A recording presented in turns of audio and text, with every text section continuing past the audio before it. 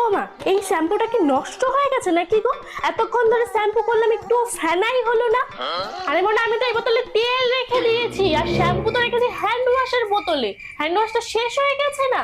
ও, তার মানে এতক্ষণ ধরে শ্যাম্পু করার বোতলে আমি মাথা ভর্তি করে তেল দিলাম, তাই তো?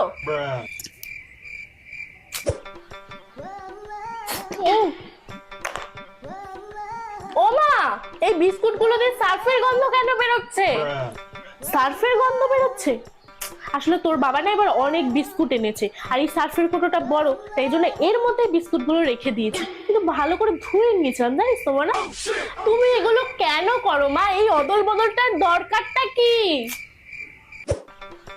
জলটা এরকম টেস্ট লাগছে কেন মা?